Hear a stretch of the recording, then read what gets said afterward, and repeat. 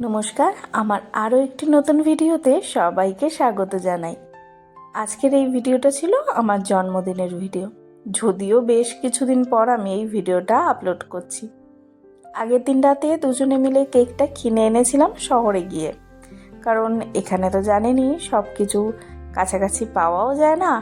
আর সত্যি কথা বলতে এখানে নিয়মও নেই, তো এখানকার কেকগুলোও খুব একটা ভালো হয় না খেতে। আমার তো একদমই পছন্দ হয় না, সেই জন্যই অত দূর থেকে গিয়ে একটা দোকান আছে কেকস বলে, সেখান থেকে আমরা নিয়ে এসেছিলাম। তো এখানকার কেকটা অন্তত একটু মিয়মরের মতো স্বাদ লাগে। তো সেদিনকেই কেক টেক কিনে এনে বাড়িতে এসে আমার বর মোটামুটি একটু ঘরটাকে যেটুকু পেরেছিল সাজিয়ে নিয়েছিল। আর এই যে রাত 12টার সময় আমি কেকটা কেটে নিয়েছি, আর দুটো গোলাপও কিন্তু আমি পেয়েছি সেদিনকে জন্মদিন উপলক্ষে। কেকটা তো কাটছিলামই, আর এদিকে আমার মা বাবা ভিডিও কলে ছিল, তো ওদেরকেও বলছিলাম যে ফোনেতে একটু তোমরা কেকটা খেয়ে নাও। তো সেদিনকে রাতে কেক টেক কাটিং করে শুয়ে পড়েছিলাম, আর পরের দিন সকালবেলা উঠেই চলে গেছি ক্যাফেটেরিয়াতে ধোসা খেতে। কারণ জন্মদিনে কে আর নিজে রান্না করে একটু ব্রেকফাস্ট বানায় বলুন, আমার তো ভালোই লাগে না।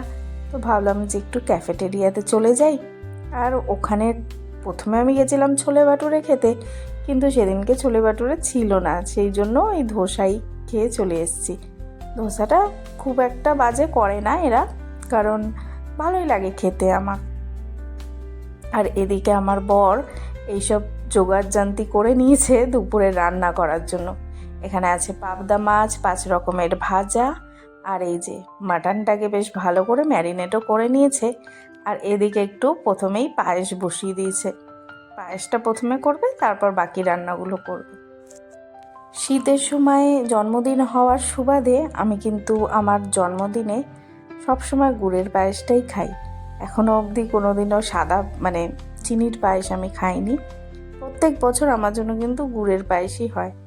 আর এই যে এদিকে পায়েসটা করে নিয়েও মাটনটা রান্নাও শুরু করে দিয়েছে, ভাজাগুলোও এক এক করে হয়ে গেছে, আর চাটনিটা কিন্তু আমি রান্না করব। চাটনি আর পাবদা মাছের একটা হালকা ঝোল। আমি এদিকে স্নান টান করে নিয়েছি, আর গাছে সেদিনকে একটা সুন্দর সাদা জবা ফুটেছে, সেটাকেই তুলতে চলে এসেছি আমি। আমার এই সাদা জবা ফুলের গাছটা না প্রচুর ফুল দেয়, এখনও অবধি এত ফুলে ভরিয়ে দিয়েছে কি বলবো। আর সাথে না আমার অপরাজিতা ফুলও হয়েছে, তো সেটাকেও সেটারও একটা তুলে নিয়েছি। আর দুটো একটা রেখে দিয়েছি, অনেককে বীজ চাইছে তো তাদেরকে দেব বলে। সব ফুলগুলো তুলে নিলে তো আর বীজ পাবো না, সেই জন্য। আমার কাছে জন্মদিনটা খুব স্পেশাল, সেই ছোটোবেলা থেকেই। সাথে আমার পরিবারের সকলে সেই দিনটা আমাকে আরও বেশি স্পেশাল ফিল করাতো।